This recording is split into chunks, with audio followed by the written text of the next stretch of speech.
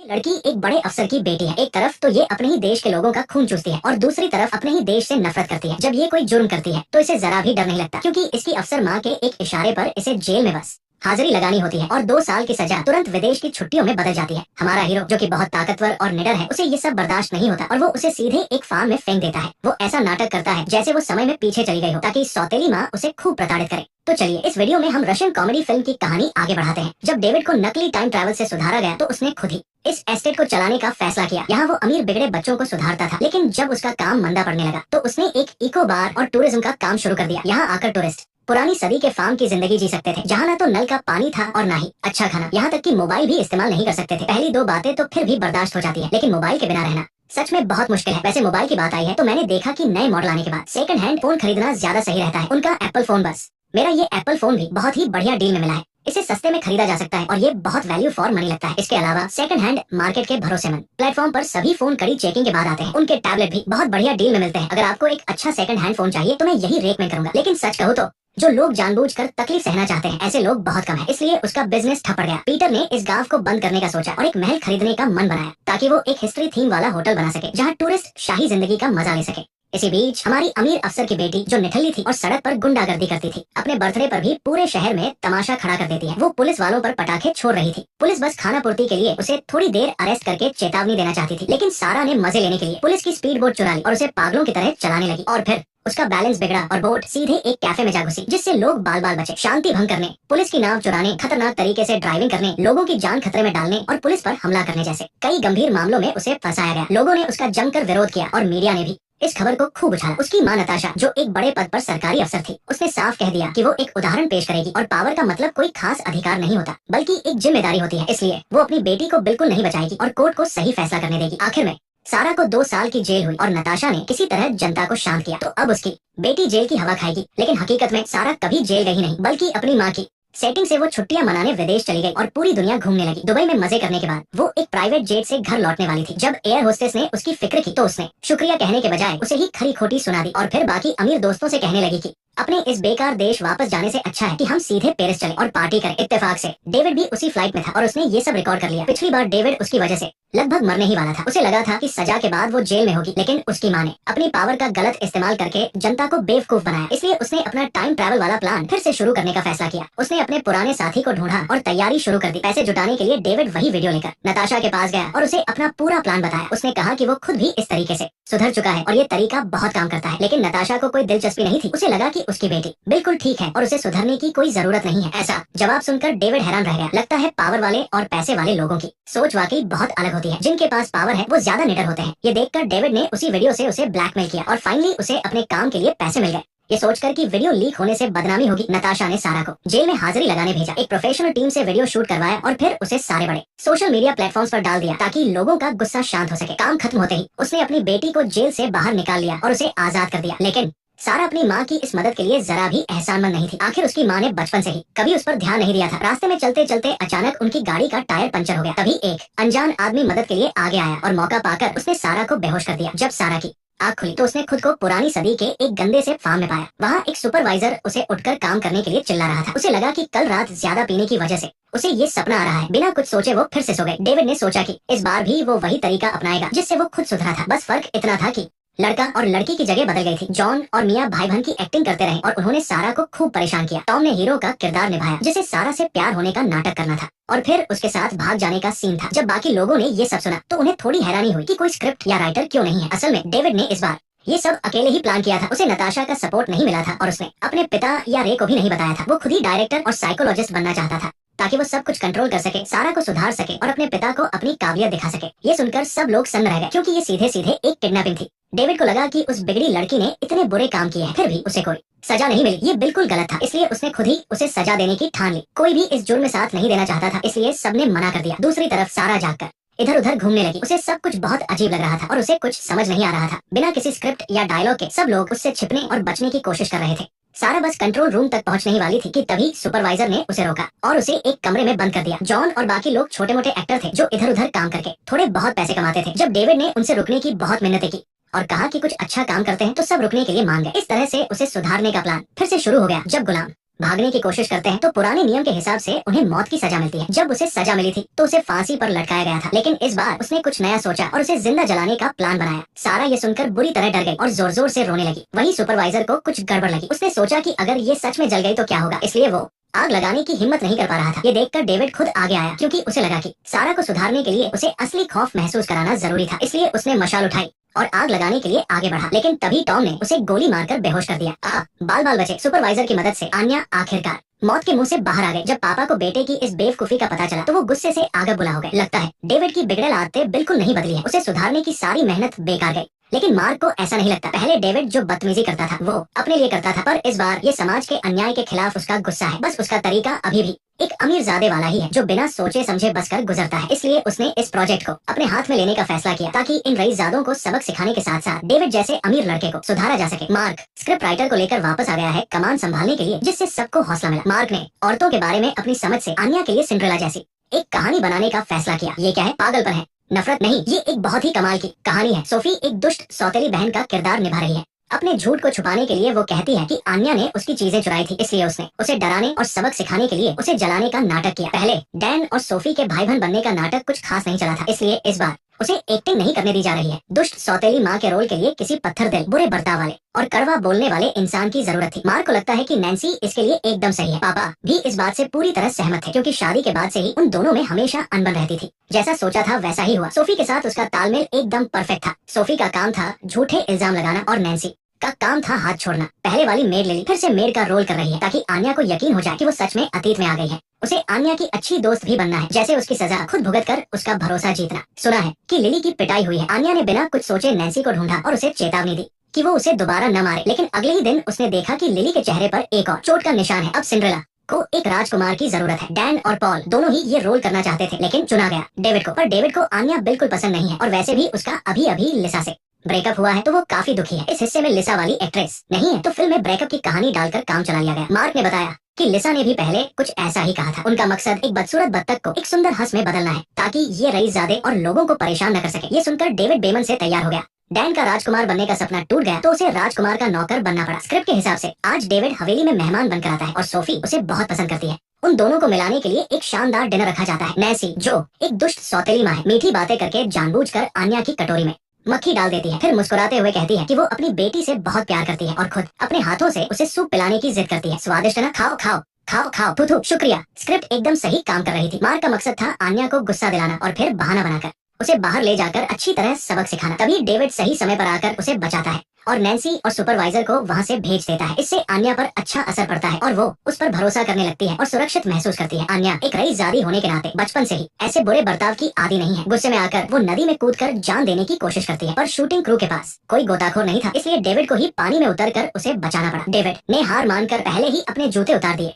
कपड़े उतारते हुए वो शिकायत कर रहा था कि इन्हें उतारना कितना मुश्किल है। आन्या बिना किसी वजह के उसके मजाकिया अंदाज से इम्प्रेस हो गई और खुद ही किनारे पर आ गई। उसने डेविड से खुलकर बात की। उसने बताया कि पहले उसके पास सब कुछ था, लेकिन एक सुबह उठकर देखा तो सब कुछ गायब था। उसे ऐसा लगने लगा जैसे जिंदगी का कोई मतलब ही नहीं बचा है। डेविड इस एहसास को अच्छी तरह समझ सकता था, पर उसे लगता था कि जिंदगी में हासिल करने के लिए और भी बहुत कुछ है। तभी एक बुरी खबर आई। आन्या की माँ मैरी ने काफी पूछताछ के बाद इस जगह का पता लगा लिया था। चूंकि डेविड पहले उससे मिलने गया था, इसलिए वो जल्द ही लोगों को लेकर वहाँ पहुँचने वाली थी। पापा ने आन्या को सुधारने का प्लान वही रोकने का फैसला किया, लेकिन मार्क को लगा कि सब कुछ बहुत बढ़िया चल रहा है। राजकुमार को बस सिंड्रेला को वहाँ से ले जाना है, ताकि वो एक साथ डांस पार्टी में जा सके। इसलिए उन्होंने वॉर एंड पीस कहानी जैसा ही एक सीन तैयार किया, जिसमें दोनों महल के लिए निकल पड़ते हैं। पापा ने जो महल खरीदा था वो एकदम सही समय पर काम आ गया। जब आन्या ने सुना कि डेविड उसे अपने महल ले जा रहा है, तो वो खुशी से पागल हो गई। आखिरकार यहाँ रुकने की उसके पास कोई वजह भी तो नहीं थी, पर उसे ये भी लगा कि अगर वो गई तो उसकी सौतेली माँ मेड लिली को बहुत मारेगी। इसलिए उसने लिली को भी अपने साथ ले जाने का फैसला किया। डेविड ने उसके साथ जश्न मनाने का नाटक किया, जबकि उसने शराब में पहले ही बेहोशी की दवा मिला दी थी। उसके बाद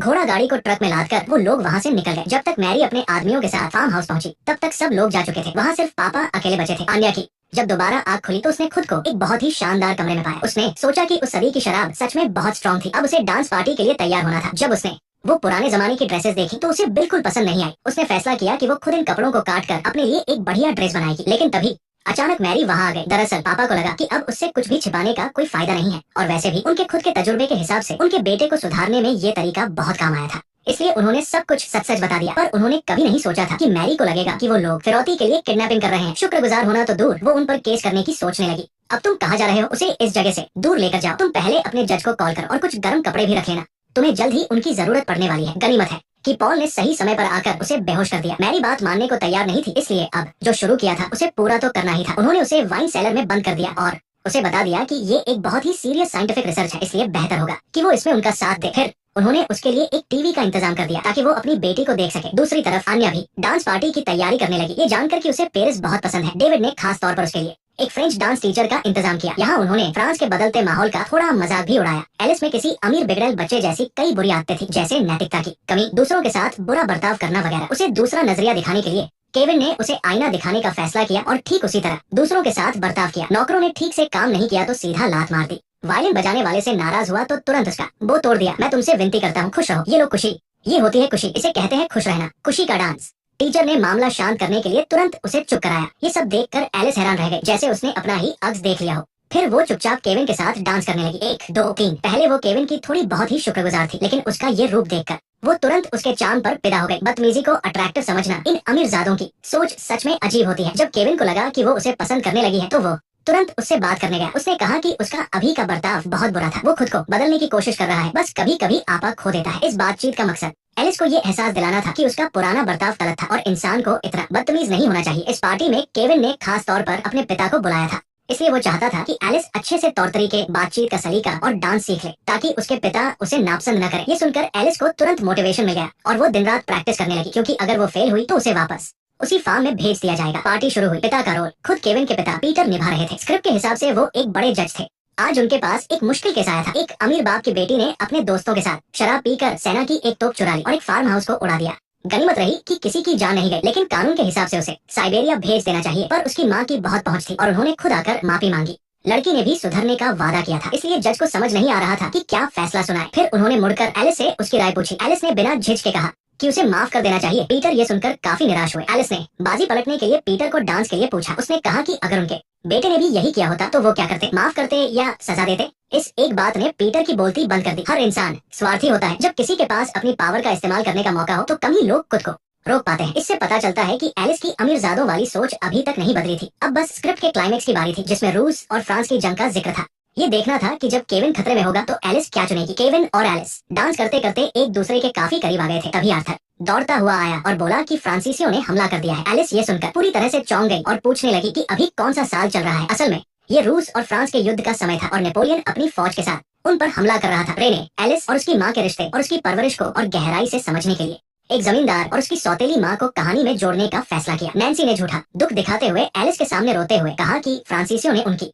जमीन कब्जा ली है, सारा मारी गई है और अब सिर्फ उसकी बेटी ही बची है, इसलिए वो पनाह मांगने आई है। क्या तुम मेरी एक मदद करोगी? मैंने अभी जमींदार का असली रूप सबके सामने ला दिया है। उनके पास पैसे नहीं है, मैं सब खर्च कर चुकी हूँ, उन्होंने मुझे भी बर्बाद कर दिया है। नैन्सी ने कहा कि बेटी को खोने के बाद ही उसे पता चला कि परिवार की अहमियत कितनी होती है। उसने एलिस से माफी मांगी और मौका पाकर एलिस के बचपन में उनके रिश्ते के बारे में बात करने लगी, क्योंकि एक बिजी पॉलिटिशियन होने की वजह से नैन्सी ने अपनी बेटी की परवरिश पर ध्यान नहीं दिया था। नैन्सी इस मौके का फायदा उठाकर एलिस के अंदर छुपी भावनाओं को जगाना चाहती थी। तुम्हें पता है, जब मेरी तुम्हारे पिता से शादी हुई तुम बहुत छोटी थी, तुम्हें बस एक माँ की जरूरत थी और मेरा ध्यान सिर्फ चकाचौंध और पार्टियों में लगा रहता था, इसीलिए मैंने तुम्हें नौकरों के भरोसे छोड़ दिया था। तुम्हें शायद याद भी न हो और जैसा कि सोचा था इसका असर बिल्कुल सही हुआ। नैन्सी भी ये सब देखकर बहुत भावुक हो गई थी। उसने अपनी बेटी को कभी वो प्यार और साथ नहीं दिया जिसकी उसे जरूरत थी, इसलिए उसने अपना रवैया बदला और उनके प्लान के लिए राजी हो गए, क्योंकि आगे अभी और भी बड़े सीन शूट होने थे जिसके लिए ढेर सारे पैसों की जरूरत थी। तो नैन्सी ने चुपचाप पैसे ट्रांसफर कर दिए। ये सीन घायलों का हालचाल पूछने का था। आर्थर एक बुरी तरह से घायल सैनिक का रोल कर रहा था। अपनी बहादुरी दिखाने के लिए आर्थर ने कसम खाई कि वो मरते दम तक अपने देश की रक्षा करेगा। एलिस जो भविष्य से आई थी अच्छी तरह जानती थी कि नेपोलियन कभी रूस को हरा नहीं पाया था, इसलिए उसने बड़े कॉन्फिडेंस के साथ उनका हौसला बढ़ाया। मुझे अफसोस है लेकिन नेपोलियन ये जंग हार जाएगा। हालांकि वो मॉस्को वापस तो जाएगा लेकिन फिर कभी लौट कर नहीं आएगा। वो अपनी सेना को वही छोड़ देगा और उसके सारे लोग मारे जाएंगे। ये बात सच है। इन बातों ने अचानक उसके मन में अपने देश के लिए गर्व भर दिया। केविन ने ये बात तुरंत पकड़ ली। उनके पुराने प्लान के हिसाब से एलिस प्यार के खातिर खुद को बदलने वाली थी, लेकिन प्यार तो बस हार्मोन्स का खेल है। उससे होने वाले बदलाव को असली बदलाव नहीं माना जा सकता। अपने देश के लिए खुद को बदलना ही सबसे बड़ा बदलाव है। रे को ये बात बहुत सही लगी। उन्होंने कहानी को इसी तरफ मोड़ने का सोचा ताकि देखे कि एलिस क्या फैसला लेती है। तो केविन ने एलिस से बात की और कहा कि चूंकि उसे भविष्य पता है तो अगर एलिस नेपोलियन को पहले ही बता दे कि वो हारने वाला है तो क्या नेपोलियन अपनी रणनीति बदलकर जीत नहीं जाएगा? अगर ऐसा हुआ तो वे अपना देश खो देंगे और रूस फ्रांस का हिस्सा बन जाएगा। इसलिए एलिस का फैसला बहुत जरूरी था। लेकिन किसी ने नहीं सोचा था कि एलिस ये सुनकर बहुत खुश होगी, क्योंकि उसे फ्रांस बहुत पसंद था। यहाँ तक कि दूर से नेपोलियन का टेंट देखकर ही वो खुशी से पागल हो गई। नैन्सी ये सब देखकर घबरा गए। अगर उसकी बेटी सच में देशद्रोही बन गई तो एक पॉलिटिशियन होने के नाते वो किसी को क्या मुंह दिखाएगी। हमला आधिकारिक तौर पर शुरू हो गया है। अब दो ही रास्ते हैं, या तो भाग जाओ या रुक कर लड़ो। सारा ने बिना सोचे भागने का फैसला किया। जल्दी भागने के लिए उसने अपने पिता का घोड़ा भी चुरा लिया। उसकी सौतेली माँ और रॉन ने इमोशन कार्ड खेलने का फैसला किया। वे उसे भगाने के लिए खुद वहाँ रुक गए। प्लीज उसे सुरक्षित घर वापस ले आना। Silence silence silence silence silence silence, बस उसे घर ले आना। सारा ये देखकर बहुत इमोशन हो गई और फिर बिना पीछे मुड़े वहाँ से चली गई। उसके माता पिता भी उसे रोक नहीं पाए। अब जैक की बारी थी। जैसे ही वे दोनों जंगल में पहुंचे, फ्रांसीसी सैनिकों ने उन्हें घेर लिया। सारा ने जैक को तुरंत सरेंडर करने को कहा और फ्रांसीसी सैनिकों से बोली कि उसके पास नेपोलियन के लिए एक बहुत जरूरी खबर है। युद्ध शुरू होने से पहले ही उसने देश को धोखा दे दिया। ये बहुत जल्दी था। जैक ने रुककर दुश्मनों से लड़ने का फैसला किया। उसे लड़ता देख सारा ने बिना कुछ सोचे वहाँ से दौड़ लगा दी, लेकिन वो सीधे युद्ध के मैदान में जा पहुंची। इससे पहले सारा गद्दार बनना चाहती थी। शायद उसने युद्ध की असलियत नहीं देखी थी। इसके बाद डैनी की एंट्री हुई। वो एक देशभक्त सैनिक बना था जो सारा को बचाते हुए मारा गया। साइलेंस, लेकिन इसका भी कोई फायदा नहीं हुआ और वो भागती रही। शायद वो डैनी को अच्छे से जानती नहीं थी। अगर कोई अपना होता तो शायद बात कुछ और होती। फिर पॉल की एंट्री हुई जो सारा को अपने साथ ले जाने वाला था, लेकिन ये भी काम नहीं आया। नेपोलियन का टेंट देखकर सारा ने जिद की कि उसे वहाँ ले जाया जाए। पॉल ने देखा कि वह अभी भी गद्दारी करना चाहती है तो उसने नफरत से उसे घोड़े से उतार दिया। ये सब भी सारा के अंदर देशभक्ति नहीं जगा पाया, इसलिए अब फिर से जैक को आना पड़ा। सारा गोलियों के बीच से भागते हुए नेपोलियन के टेंट की तरफ जा रही थी। तभी अचानक एक फ्रांसीसी सैनिक ने उस पर हमला कर दिया। ऐसे मुश्किल वक्त में जैक उसे बचाने आ गया, लेकिन तभी दुश्मन की एक गोली उसे लग गई और वो सारा की बाहों में मर गया। अपने प्यार को अपनी आंखों के सामने मरते देख सारा टूट गई। तभी फ्रांसीसी सैनिक वहाँ आ गए। उन्हें लगा कि सारा के पास कोई अहम खबर है, इसलिए वे उसे नेपोलियन के टेंट में ले गए। ये देखकर मैरी बहुत निराश हुई। ठीक है, लेकिन अब मेरी बेटी देश को मेरे हवाले कर देगी। अब हम यहाँ एक पेरिस बनाएंगे। एक्सक्यूज मी, क्या आप इस प्रोजेक्ट के हेड हैं? मैंने सोच लिया है, मैं अपनी बेटी को घर ले जा रही हूँ। मैंने बहुत पैसा खर्च किया है, मैं उसे घर ले जा रही हूँ। Silence silence. इधर सारा ने अचानक मिया को देखा। असल में वह मरी नहीं थी, बल्कि उसने पहले ही सरेंडर कर दिया था। मिया की हंसी के बीच सारा नेपोलियन के टेंट में गई। नेपोलियन ने उसे सरेंडर करने और खबर देने के लिए बुलाया। वो पूरी गंभीरता के साथ अपने डायलॉग बोल रहा था, लेकिन असल में वो एक्टर सिर्फ बकवास कर रहा था। उसने कोई डायलॉग याद नहीं किया था। अच्छी बात ये थी कि सारा को फ्रेंच नहीं आती थी और ट्रांसलेटर बस बात संभालने की कोशिश कर रहा था। सारा आगे बढ़ी और खबर देने के बजाय उसने अचानक नेपोलियन के मुंह पर शराब फेंक दी और फिर अपनी बंदूक निकाल ली। असल में जब जैक नीचे गिरा था तो सारा ने चुपचाप उसकी बंदूक ले ली थी। वो यहाँ सरेंडर करने नहीं, बल्कि नेपोलियन को मारने आई थी, ताकि युद्ध पहले ही खत्म हो जाए और देश के लोग मरने से बच जाए। लेकिन सच तो ये था कि बंदूक में कोई गोली ही नहीं थी। ये देखकर सब लोग खुशी से झूम उठे। सारा ने अपने देश को धोखा नहीं दिया था। बंदूक काम नहीं आई तो सारा ने एक सैनिक का चाकू छीन लिया और उसे नेपोलियन के पीछे चुभा दिया। वाह, उसने तो टेस्ट से भी बढ़कर काम कर दिया था। जैक तुरंत उसके पास गया। सारा ने जब नेपोलियन को रूसी भाषा बोलते सुना तो वो थोड़ा कंफ्यूज हो गए और जब उसने बाहर एम्बुलेंस और जीप देखी तो वो पूरी तरह हैरान रह गए। फिर जैक ने आकर उसे सारा सच बता दिया। इस बार सारा ने कोई तमाशा नहीं किया, बल्कि उसे अपनी पुरानी गलतियों का एहसास हो गया था। एक इंसान जो उससे सिर्फ 2 बार मिला था, वो भी अपना समय और एनर्जी लगाकर इतना बड़ा नाटक रच रहा था ताकि उसकी बिगड़ी आदतें सुधर सके। इसके लिए वो बहुत शुक्रगुजार थी। मैरी तो और भी ज्यादा खुश थी। उसे लगा था कि उसकी बेटी विदेशी कल्चर के पीछे पागल है, लेकिन मुश्किल वक्त में उसने अपने देश को चुना। शायद वो अपनी बेटी को कभी समझ ही नहीं पाई। एक माँ के रूप में वो पूरी तरह फेल हो गई थी। फिल्म के आखिर में सब साथ आ जाते हैं। डैनी ने आखिरकार एक हीरो का किरदार निभाया था और वो मिया के साथ काफी खुश था। क्या तुमने मेरी मौत देखी? कितना मस्त था ना? तुमने मुझे मरते हुए देखा? पीटर और नैन्सी